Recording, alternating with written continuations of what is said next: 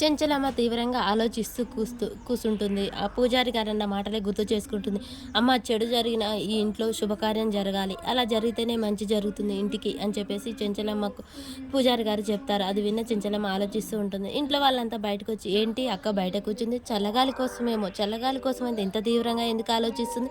ఏంటో ఇంట్లో ఏం జరిగినా మనం ప్రేక్షకుల్లాగా చూడాల్సిందే తప్ప మనం అడగాల్సింది, వినాల్సింది ఏమీ ఉండదు అని చెప్పేసి వీళ్ళందరూ గుసగుసలాడుతూ ఉంటారు. ఈలోపే చంటి కొంచెం పట్టుకొని అక్కడికి రాగానే, ఇగోరా చంటి, దుప్పటి అక్కడ ఆరేసావు కదా, తెచ్చాను తీసుకోనగానే, బాబాయ్ చెంచలమ్మ ఏంటి అంత తీవ్రంగా ఆలోచిస్తుంది, ఏంటో కనుక్కొని వద్దాం, ఈ దూకుడే వద్దనది, నీకెందుకురా ఆ విషయాలు, సైలెంట్గా పడుకో అని చెప్పేసి చక్రం తిడతాడు. ఇక చెంచలమ్మ అక్కడే ఆలోచిస్తూ ఉండగానే వీళ్ళందరూ అక్కడికి వచ్చి, ఏమైంది వదిన, ఏమైంది అక్క అని చెప్పేసి అందరూ అడుగుతూ ఉంటారు. ఇక చాముండి కూడా, అత్తమ్మ నీ ఒంట్లో బాగుందా అని చెప్పేసి అడుగుతూ ఉంటుంది. నాకేమీ కాలేదు, మరి ఎందుకు అంత తీవ్రంగా ఆలోచిస్తున్నారు అని చెప్పేసి అందరూ అడుగుతూ ఉండగానే ఈలోపే చంటి వచ్చి అక్కడ నిలబడి వింటూ ఉంటాడు. ఏమీ లేదు, కేశవ ఉండి, ఏమైంది చెంచలమ్మ, ఉన్నట్టు ఉండి నవ్విని ఎందుకు రమ్మన్నావు, అసలు ఏం జరుగుతుంది ఇంట్లో అని చెప్పగానే సింధూర కూడా అక్కడికి వస్తుంది.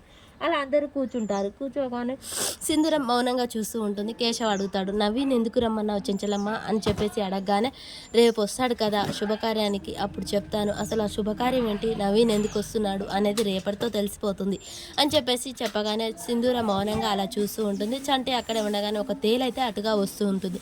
ముందుగా చంటి తేలుని చూస్తాడు. సింధూర వైపే అది వెళ్తూ ఉంటుంది. అలా వాళ్ళు మాట్లాడుకుంటూ ఉండగానే తేలైతే దగ్గరికి వస్తుంది. ఇక చెంచలమ్మ కూడా ఆ తేలిని సింధూర దగ్గరికి రావడాన్ని చూస్తూ ఉంటుంది.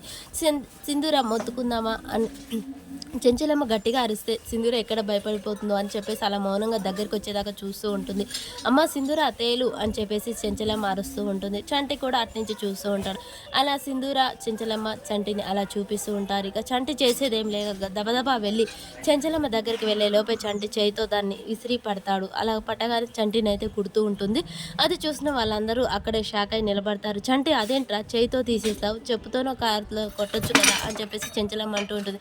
అలా చేసేలోపు అది అమ్మగారిని కరుస్తుంది అయ్యా, అందుకే అమ్మగారు ఏం చెప్పారు, చిందూరు అమ్మ కళ్ళలో నీరు రాకూడదని చెప్పారు. అలా ఇప్పుడు ఈ తేలి కరిస్తే తెల్లవార్లు మంటకు అమ్మగారు ఏడ్చేవారు, అలా ఏడిస్తే అమ్మగారు కూడా బాధపడేవారు, అందుకే ఎవరి కళ్ళలో నీళ్ళు రాకూడదని నేను ఇలా చేశానన్నమాట.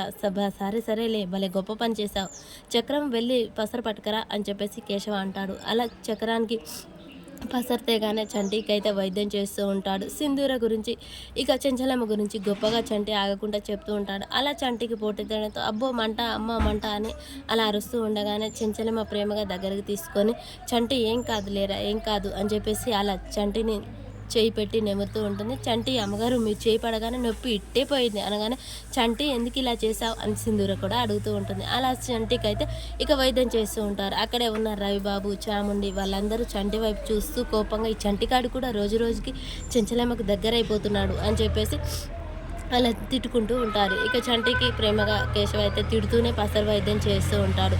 ఇక రేపటి ఎపిసోడ్లో ఏం జరుగుతుందో తెలుసుకుందాం. ఈలోపే అక్కడికి చంటి ఒక తులసి మొక్క తీసుకొని వస్తాడు. అమ్మ, ఈ ఇంటిని చల్లగా చూడు తల్లి అని చెప్పేసి తులసి మొక్క పట్టుకొని వస్తూ ఉంటాడు. ఈలోపే చాముండి అటు నుంచి వెళ్తూ ఉంటుంది. ఏమండి మొండి గారు అని చెప్పగానే, ఏమని పిలిచావు, చాముండి అని పిలిచాను, లేదు చా వినపడలేదా, మొండే వినపడిందా, చా అని పిలిచానండి అని చెప్పేసి అనగానే, ఇంతలోపే చిందూర తులసి మొక్క నాటబోతూ ఉంటే రేణుక ఏమో అంటూ ఉంటుంది, అమ్మ నువ్వు అన్ని పనులు చేయొచ్చు, చెయ్యి అని చెప్పగానే ఇక సింధూర తులసి మొక్క నాటుతూ ఉంటుంది. చంటి నీళ్లు పోస్తూ ఉంటాడు. అలా వాళ్ళిద్దరైతే దగ్గరే తులసి కోట దగ్గర నిలబడతారు. ఈలోపే నవీన్ అనే వ్యక్తి అమెరికా నుంచి అయితే వస్తాడు. వాళ్ళ ఇంట్లోకి ఎంట్రీ ఇవ్వగానే తులసి దగ్గర చంటి ఇక సింధూర పూజ చేసుకుంటూ ఉంటారు. లోనికి వచ్చిన నవీను ఒకసారిగా సింధూరాన్ని చూసి ఆగిపోతాడు.